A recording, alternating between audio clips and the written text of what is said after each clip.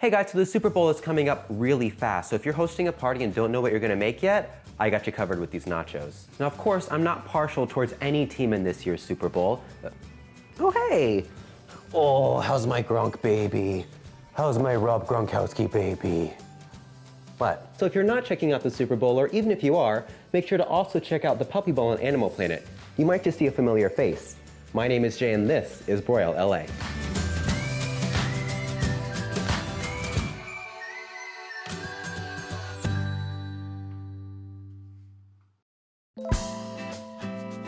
All right, so the first thing we need to get started on is our protein.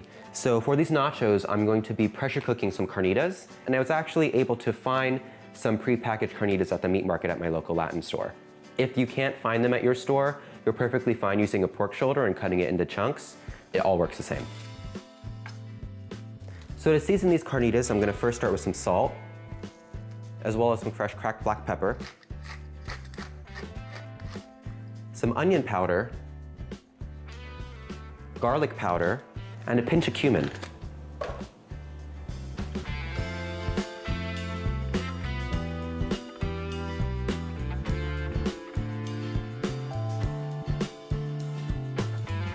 So now that our pork is well seasoned, I actually have my pressure cooker on sear mode right now, and we're gonna brown these off before sealing the pressure cooker.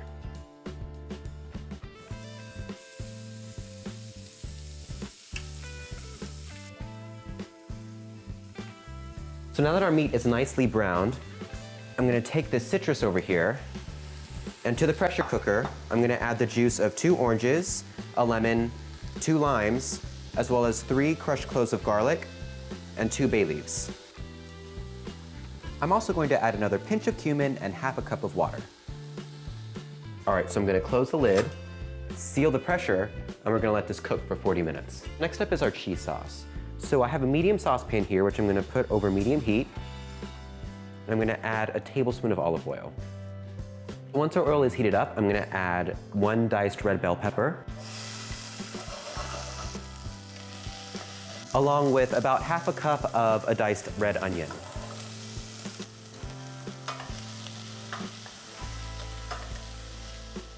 Once the bell pepper and red onion have started to soften up a little bit, I'm gonna add 2 cloves of minced garlic, along with about a tablespoon of minced jalapeno.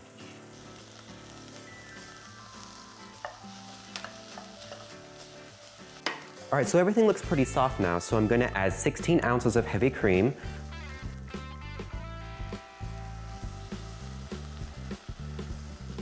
along with about a half teaspoon of cumin, and half of a cup of Roma tomatoes, and a little bit of salt as well. Now that the cream has started to bubble up a little bit, I'm gonna add 3 cups of shredded Colby and Monterey Jack cheese and give that all a good stir. So everything's nice and melted together, so I'm actually gonna turn the heat off and put a cover on it until everything else is ready.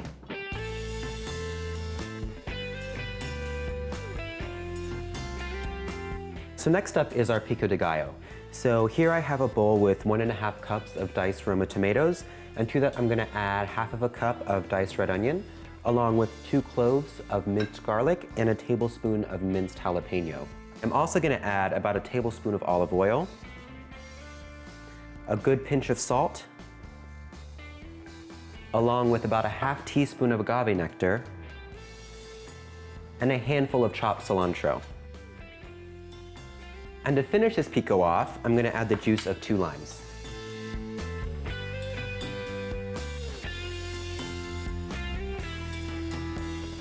All right, so we'll give this one quick taste test. Pretty spot on. Now we can set this aside to get started on our last thing, a sour cream sauce. All right, so for a sour cream sauce, here I have a cup of sour cream, and to that I'm gonna add a 1/4 cup of lime juice, 2 tablespoons of chopped cilantro, and a little bit of agave nectar. Make sure to give this a really good mix, and it sounds like our meat's done. I'm gonna take the lid off, and I'm gonna transfer some of this meat out into a bowl with a little bit of the juice to keep it moist. Now that this is finally done, we can get to shredding it. Honestly, you don't even need forks, you could use a spoon, it's so tender.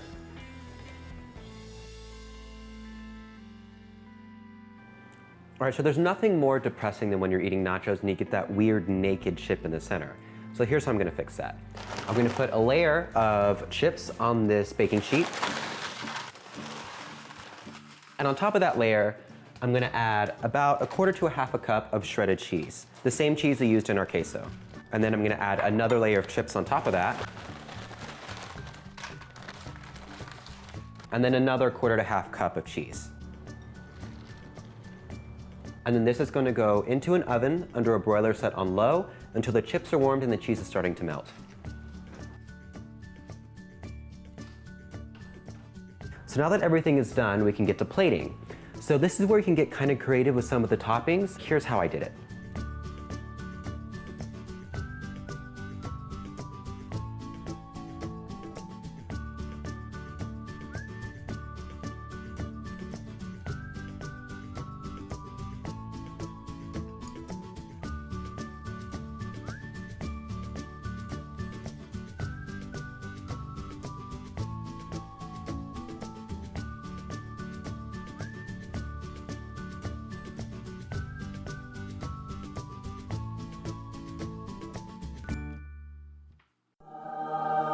Oh my God, these look amazing. Just think how impressed your guests will be if you whip these out during halftime. My name is Jay and this is Broil LA.